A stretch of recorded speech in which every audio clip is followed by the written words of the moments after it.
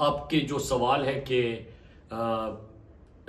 जो पेट्रोल और बिजली की कीमतों में कल रिकॉर्ड इजाफा हुआ, इसके साथ जो तहरीक इंसाफ का इमरान खान साहब का अगला लाएमल क्या है, और तीसरा ये कि जो इम्पोर्टेड हुकूमत है जिस तरह बैरून मुल्क दौरों पे पाकिस्तान की एक तरफ शर्मिंदगी का बाइस बन रही है तो दूसरी तरफ किस तरह वो अवाम के खजाने का पैसा उड़ा रही है। पहले जो कल आपने देखा पूरी पाकिस्तानी कौम जो ऑलरेडी महंगाई में पिसी हुई है, उनके ऊपर सुबह के वक्त बिजली गिराई गई और शाम को रात को उनके ऊपर पेट्रोल बम गिरा दिया गया। पूरी पाकिस्तान की तारीख में अगर हम देखें तो एक ही हफ्ते के अंदर और एक ही दिन में इस किस्म का रिकॉर्ड इजाफा शायद देखने को ना मिले। और इससे क्या होगा, एक तो पेट्रोल डीजल और बिजली की कीमतों में इजाफा, तो दूसरी तरफ अवाम के ऊपर ये तमाम बाकी चीजें जो है उसमें भी रिकॉर्ड इजाफा होगा। और दो तीन चीजें इससे रिलेटेड एक और है, आप सबको याद होगा कि इमरान खान साहब जब रशिया गए थे तो उसके ऊपर बड़ा शोर भी मचा। इमरान खान ने आजाद पाकिस्तान, आजाद खारजा पॉलिसी, खुद मुख्तारी की बात की और इमरान खान ने कहा कि मैंने ठेका नहीं लिया हुआ पूरी दुनिया का, मैं दुनिया में अमन की बात करता हूं, लेकिन मुझे 22 करोड़ पाकिस्तानियों ने मुंतखब किया है और 22 करोड़ पाकिस्तानियों के लिए मैंने आसानी पैदा करनी है। इंटरनेशनल मार्केट में मुसलसल एनर्जी की कीमतों में इजाफा हो रहा था और इमरान खान साहब ने रशिया का दौरा जो था उससे 30 से 40% पाकिस्तान को पेट्रोल और जो एनर्जी मसनूआत एनर्जी में कम कीमत पे पाकिस्तान को मिल जाती। लेकिन उस वक्त रिजीम चेंज ऑपरेशन हुआ, अमेरिका ने अपने आलाकारों को और अपने मोहरों को और चोरों और डाकुओं के पाकिस्तानियों के ऊपर मुसल्लत किया और अब रोजाना की बुनियाद पे वो अपनी आकाओं IMF और अमेरिका के कहने पे फैसले कर रहे हैं। उससे कौम को महंगाई के दलदल में धकेल दिया गया है। अवाम के ऊपर रोजाना नया बम गिराया जाता है, अवाम के ऊपर महंगाई का बोझ डाला गया और यहाँ पे लोगों की चीखें निकल गई और लोगों की जो फरियाद है और लोगों के जो इस वक्त हालत है वो आप सब भुगत रहे हैं और आप सब इस वक्त देख रहे हैं। तो क्या अगर इमरान खान की वो पॉलिसी और इमरान खान की पॉलिसीज का तसलसल होता तो आप सबको याद है कि 100 सालों में एक बड़ा क्राइसिस आता है जिस तरह की आलमी वबा कोरोना थी। कोरोना के आलमी वबा में भी इमरान खान ने अपने मेहनत कशों को, अपने मजदूरों को, अपने दिहाड़ीदारों को, अपने इंडस्ट्री को, अपने किसानों को, इनको बचाया और इसमें आपने record large scale manufacturing record जो आपकी ग्रोथ हुई, इसके साथ साथ आपके एक्सपोर्ट्स में मुसलसल इजाफा हो गया। टेक्सटाइल मिल जो 100 से ज्यादा बनते नाअहल और मफरूर नवाज शरीफ के टाइम पे, वो तमाम के तमाम फुल कैपेसिटी पे चलने लगे। टेक्सटाइल के आप रिकॉर्ड एक्सपोर्ट कर लिया आपने। जो आपकी 5 बड़ी फसलें हैं उसकी पाकिस्तान की तारीख का सबसे ज्यादा आपने पैदावार कर लिया। और जब दुनिया में तेल की कीमतों में मुसलसल इजाफा हो रहा था तो उस दौरान भी जो रिकॉर्ड टैक्स कलेक्शन पाकिस्तान के अंदर हुई इमरान खान के टाइम पे, उन्होंने वो अवाम के ऊपर सब्सिडी दे दी, अवाम को सब्सिडी दे दी और वो बोझ अवाम के ऊपर नहीं डाला।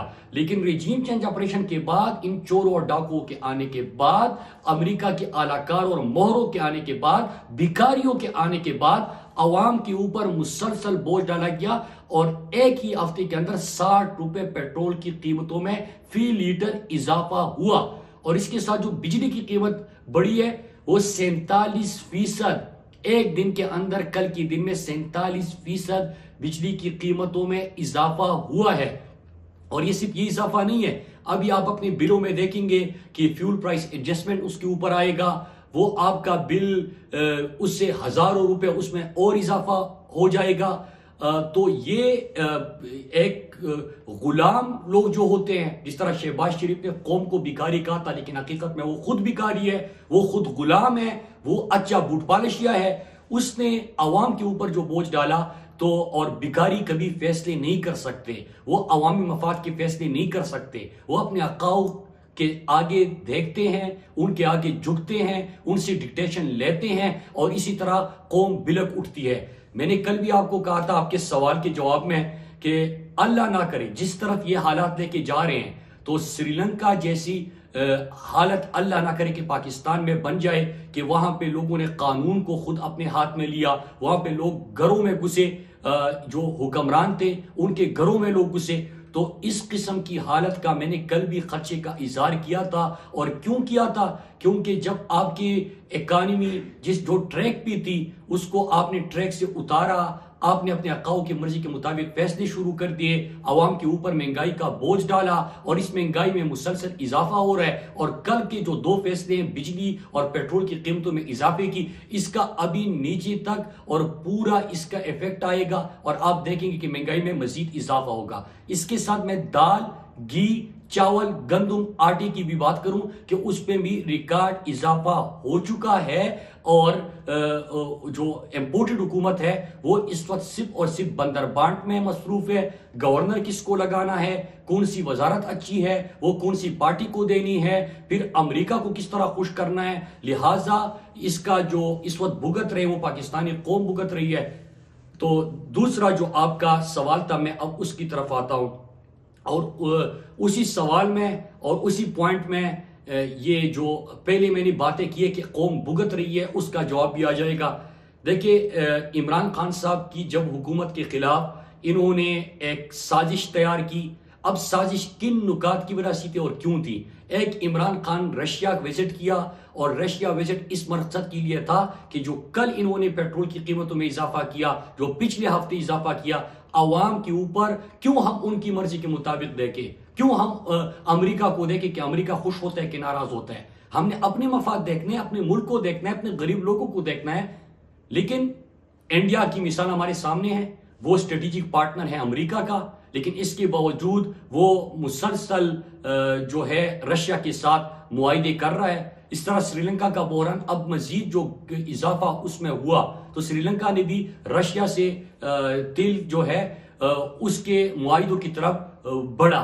तो क्या पाकिस्तान का जो वजीर आजम था उस वक्त इमरान खान, उन्होंने जो अवामी मफाद में फैसला किया था तो ये सबको नागवार गुजरा। ये इंपोर्टेड हुकूमत और ये चोर और डाकू भी बैरून मुल्क ताकतों के अलाकार बने और इमरान खान की हुकूमत के खिलाफ साजिशें शुरू कर दी। दूसरी एक और वजह थी और वो था इमरान खान का अमेरिका को अड्डे देने से इनकार और एब्सोल्युटली नॉट कहना।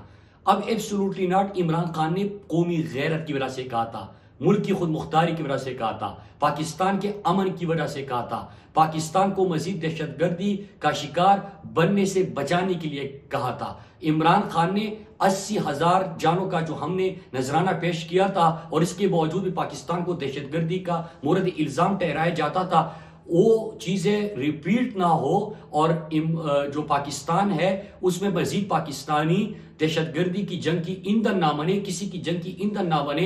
लिहाजा इमरान खान ने अमेरिका को अड्डे देने से इनकार किया। अड्डे देने का मतलब आप उनके पार्टनर बन गए, दहशतगर्दी की जंग हो, इस तरह की लड़ाइयां हो, जंग हो। इमरान खान ने कहा कि हम अमन में तो साथ हो सकते हैं, मैं किसी की जंग में पाकिस्तानियों का और पाकिस्तान का नुकसान नहीं कर सकता। लिहाजा ये भी बड़ा नागवार गुजरा। और एक और चीज जो दुनिया को नागवार गुजरी, और अब तो आपने रिसेंटली जो इसराइल वफद भेजा गया था इस इंपोर्टेड हुकूमत के दौरान, और उस इसराइल के वफद की तफसीलात भी आहिस्ता आहिस्ता सामने आ रही है। 2 चीजें इसमें अहम है जिनको नहीं इलम कि पाकिस्तान का जो बुनियादी पाकिस्तान का नजरिया है उसके खिलाफ ये इंपोर्टेड हुकूमत गई। दूसरी चीज कि पाकिस्तान का पासपोर्ट आप उठा के देख लीजिए, पूरी दुनिया का आप सफर कर सकते हैं, लेकिन आप इसराइल का सफर नहीं कर सकते क्योंकि इसराइल को हम तस्लीम ही नहीं करते। इस तरह कायद आजम के स्टेटमेंट। और जब इमरान खान की हुकूमत थी तो इमरान खान तो 2 कदम आगे बढ़े, इसराइल की तस्लीम करने के ऊपर बड़ा प्रेशर था। जिस तरह आपने चंद मुसलमान ममालिक को देखा कि उन्होंने इसराइल से रवाबित कायम किए, लेकिन इमरान खान उनके सामने खड़े रहे। और इमरान खान ने तो यहां तक बात कर दी कि ये मेरा बिलीफ है, ये मेरा अकीदा है, मेरा ईमान है। फलस्तीनों की जदोजहद का उन्होंने जिक्र किया, दुनिया के हर फोरम पे उनका मुकदमा उठाया। तो जाहिर सी बात है कि इंपोर्टेड हुकूमत जब आएगी तो पहले दिन आपने देखा था कि उनसे डू मोर का हुक्म आता है, और डू मोर का हुक्म सिर्फ अमेरिका नहीं करता, इंडिया भी उनके साथ खड़ा होके डू मोर का हुक्म दे देता है। दूसरा, आप रशिया से इमरान खान जो सस्ता तेल लेके आना चाह रहा था पाकिस्तानियों के ऊपर बोझ कम करने के लिए, पेट्रोल और डीजल का बोझ कम करने के लिए, एनर्जी क्राइसिस के दौरान अपनी लिए आसानियां पैदा करने के लिए, कौम के लिए आसानियां पैदा करने के लिए। तो अब इम्पोर्टेड हुकूमत तो खुद अपनी प्रेस कॉन्फ्रेंस उनकी उठा के देख लीजिए, उसमें वो तस्लीम करते हैं भिखारी जो है वो अपने फैसले नहीं कर सकते, उनको तो अमेरिका के ड्रिप लगे हुए हैं, वो तो वेंटिलेटर पे हैं अमेरिका के, लिहाजा उनसे ये फैसले नहीं होते। भुगत कौन रहा है? पाकिस्तानी कौम भुगत रही है। इसराइल वफद भेजना, फिर ये पॉलिसी ना करना। और तीसरी एक और चीज कि इस्लामोफोबिया के खिलाफ जो इमरान खान ने जदोजहद शुरू की, अब जाहिर सी बात है कि ये वो लोग नहीं कर सकते जिनकी बैरून मुल्क जायदादें हो, जिनके बैरून मुल्क असासे हो, जो नवाज शरीफ की तरह, इसाक डार की तरह, उनके बच्चों की तरह, भतीजों की तरह बाहिर इश्तियारी और मफरूर हो, बड़े बड़े महल्लात बनाए हो, हराम का पैसा हो। उनका तो सारा रिकॉर्ड अमेरिका और इन ममालिक के साथ होता है। और मैं आपको हवाला देता चलूं कि वो फरजंद जरदारी के साथ जो उनकी वालदा गुफ्तगू कर रही थी जब ये लंदन था, तो उस वक्त उनकी टेलीफोनिक गुफ्तगू जो है वो अमेरिका की इदारे सुन रहे थे और उसमें ये बात हो रही थी कि बेटा हम जो आपके असासे हैं या हमारे असासे मतलब हराम की जो कमाई है, और एल गार्डन मनी का उसमें जिक्र हुआ है। और वो फिर दुनिया में न इस्लाम का न पाकिस्तान का कोई मुकदमा लड़ सकते हैं। इमरान खान साहब जब हुकूमत में आए तो दो तीन चीज़ें उन्होंने की। एक ये कि जो इस्लाम को दुनिया में दहशतगर्दी से जोड़ा जा रहा था, इमरान खान ने उनका पूरे आलम इस्लाम का मुकदमा लड़ा। इमरान खान ने हर फोरम पे बात की, तो कुरान की बात की, हदीस की बात की, मदीना की रियासत की बात की, इस्लाम का और पाकिस्तान का जो दहशतगर्दी की जंग में उनकी कुर्बानियों है उनका जिक्र किया, कश्मीर का मुकदमा लड़ा, फ़लस्तीन का मुकदमा लड़ा, और फ़लस्तीन का उन्होंने हर फोरम पे जिक्र किया। और आपको शायद याद हो कि जब हम इमरान खान साहब हुकूमत में थे तो उस वक्त 2019-20 में 3-4 प्रेस कॉन्फ्रेंसेस मैंने भी मुसलसल किए थे और उसमें जिक्र किया था कि इमरान खान ने जंग बहुत बड़ी शुरू की है। जंग उन्होंने इस्लाम का मुकदमा लड़ना, फ़लस्तीन का जिक्र करना, कश्मीर का जिक्र करना। दुनिया ने जो इस्लाम के खिलाफ मुसलसल कई दहाइयों से एक प्रोपेगेंडा किया था और जिस जगह से किया था उसी जगह खड़े होके इस्लाम का, अमन का, दीन का पैगाम गूंजना और उसका मुकदमा लड़ना, ये इमरान खान ने बहुत बड़ी लड़ाइयाँ जो है वो शुरू की है। और कोशिश उन्होंने की इस्लामोफोबिया के खिलाफ अक़वाम मुत्तहिदा में करारदाद मंजूर कराने की। आपको याद होगा कि हेड स्पीच के हवाले से उन्होंने एक अमेरिका के दौरे के दौरान उन्होंने वहाँ पे भी एक कॉन्फ्रेंस और सेमिनार का इनेकाद किया। उसमें उर्दुगान को बुलाया, उसमें उर्दुगान ने शिरकत की, तुर्की के प्रेसिडेंट ने महातिर मोहम्मद ने शिरकत की, और इमरान खान ने बड़ी डिटेल उन्हीं की ज़बान में उनकी ज़मीन पे खड़े होके जो हम तमाम अरबा मुसलमान हैं उनका मुकदमा लड़ा। फिर इसके साथ साथ अक़वाम मुत्तहिदा, वर्ल्ड इकनॉमिक फोरम, OIC, इसके अलावा उन्होंने अक़वाम मुत्तहिदा में इस्लामोफोबिया के खिलाफ करारदाद भी जमा की। हम सब हमेशा देखते थे कि अरबा मुसलमानों की इज़हार राय की आज़ादी के नाम पे दिल आज़ारी की जाती थी, गुस्ताखाना खाकी जिस तरह शाया होते थे। हम अपनी मुल्क की सड़कों पे खड़े होकर टायर जला के एहतिजाज करते थे, लेकिन हमारे किसी भी हुक्मरान को अल्लाह ने ये तौफीक नहीं दी कि वो नामूस रिसालत सल्लल्लाहु अलैहि वसल्लम के ऊपर आलमी फोरम्स पर बात करे। इमरान खान साहब ने न सिर्फ बात की बल्कि अक़वाम मुत्तहिदा ने 15 मार्च को एक करारदाद मंजूर हुई। इसी साल 15 मार्च को जब इमरान खान के खिलाफ रिजीम चेंज ऑपरेशन शुरू हुआ था, इमरान खान के खिलाफ पैसे का इस्तेमाल हो रहा था, बैरूनी ताकतें थी, उनके अलाकार थे, और इस तरह सिंध हाउस में मंडी लगने वाली थी। ये तमाम चीज़ें जब हो रही थी तो इमरान खान साहब ने अक़वाम मुत्तहिदा में अरबा मुसलमानों की जो गुस्ताखाना खाकों के हवाले से दिल आज़ारी होती है, उन्होंने करारदाद मंजूर कराई, और ये पहली दफ़ा हुआ कि इसको जुर्म करार दिया गया। तो अब लोग सवाल करते कि पेट्रोल बम भी गिरा रहे हैं, आटे, घी, गंदम, दालों, इन तमाम चीज़ों की कीमतों में मुसलसल खाने पीने की अशिया में मुसलसल रिकॉर्ड इजाफा हो रहा है। लोगों को 2 वक्त की रोटी मुयस्सर नहीं, और अभी ये इम्पोर्टेड हुकूमत ने तो अपने आकाओं के मजीद पॉलिसीज जो है उसका तसलसल करना है और उसके ऊपर अमल दरामद करना है। और जब अमल दरामद आगे मजीद बढ़ेगा तो यहाँ पे अजीब किस्म की सूरत हाल पैदा होगी। लिहाजा कौम इमरान खान की तरफ देख रहे हैं, क्योंकि कौम तो न इम्पोर्टेड हुकूमत को मानती है न बैरूनी आकाओं को मानती है। ये गुलाम है, ये भिखारी है, लेकिन कौम खुददार है, खुददार लीडर को पसंद करती है। हकीकी आज़ादी की तरफ वो गामजन है।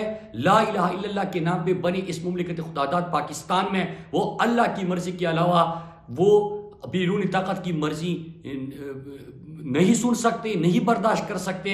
और पूरी कौम का एक ही नारा है कि पूरी इंतखाब हो ताकि पाकिस्तानी कौम अपने मुस्तकबिल का फैसला खुद कर सके।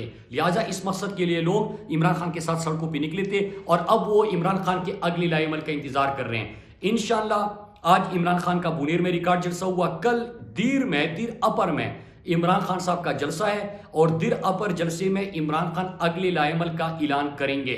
साथ में आपको याद है कि जिस तरह की इस दफा रियासती जबर किया गया, जिस तरह लोगों के ऊपर शेलिंग की गई, जो पाकिस्तान के पिछली 3-4 दिहाइयों में के बाद इस किस्म का क्रैकडाउन देखने को मिला, जिस तरह वो रात के अंधेरे में लोगों के घरों में घुसे, जिस तरह के उन्होंने जाली FIR लोगों के ऊपर दर्ज कर दी, जिस तरह मुल्क में इंतशार बपा करने की कोशिश की, जिस तरह इन्होंने पाकिस्तानी कौम को तकसीम करने की कोशिश की और जिस तरह हमारे कारकुनान को शहीद किया गया, तो इन तमाम चीज़ों के बाद इमरान खान साहब का फैसला था कि हमें सुप्रीम कोर्ट के पास जाना है और वहां से भी हमने कोई फैसला लेना है कि पुरअमन एहतिजाज जो आईनी पाकिस्तान हमें हक देता है, जो इंसानी हुकूक जो है बुनियादी इंसानी हुकूक के जुमरे में आता है, पुरअमन एहतिजाज सबका हक है। और ऐसी हुकूमत जो इम्पोर्टेड हुकूमत हो, जो बैरूनी ताकतों से साजिशों के तहत आई हो, उसको कौम मुस्तरद करती है। लिहाजा हमें जलसा और अपने एहतिजाज का हक दिया जाए। तो इंशाल्लाह कल दीर अबर के जलसे में आप अगले लाएमल का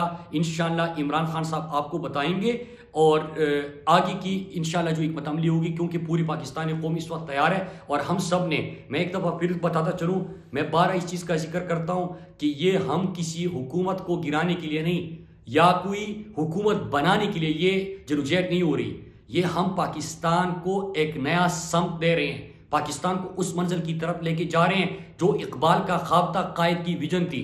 हम वो पाकिस्तान बनाना चाहते हैं जिसमें दो नहीं एक पाकिस्तान होगा। हम वो पाकिस्तान बनाना चाहते हैं जिसमें पाकिस्तान और पाकिस्तानियों की मर्जी के बरअक्स कोई फैसला नहीं होगा। वो पाकिस्तान जो खुददारी पे मबनी दुनिया में खुददारी से जाना जाएगा, वो पाकिस्तान जिसकी कौमी गैरत के ऊपर कोई कंप्रोमाइज नहीं होगा, वो पाकिस्तान जिसमें भिखारी पाकिस्तानियों के ऊपर मुसल्लत नहीं हो सकेंगे, वो पाकिस्तान जिसमें चोर और डाकुओं को पाकिस्तानियों के ऊपर मुसल्लत नहीं किया जा सकेगा, वो पाकिस्तान जिसमें तमाम इदारे मजबूत हो और पाकिस्तान और पाकिस्तानियों की मर्जी के मुताबिक एक खुशहाल और तरक्याफ्ता मुल्क बने और हम इसको आगे लेके जाए। तो ये जदोजहद हमारे कल की है, हमारी मुस्तकबिल के लिए है, आने वाली नस्लों के लिए है। और तारीख याद रखेगी कि इस जदोजहद में जिसने पार्टिसिपेट किया, तो इस तरह हमारी पूरी पाकिस्तानी कौम की माएँ, बहनें, बेटियां, हमारे नौजवान, बुजुर्ग, बच्चे जिस जज्बे के साथ जलसों में शिरकत कर रहे हैं, जो सड़कों पर निकल आ रहे हैं, जो पुलिस का तशद्दुद बर्दाश्त कर चुके, तो इसके बाद जो पाकिस्तान बनेगा वो सही मानों में हकीकी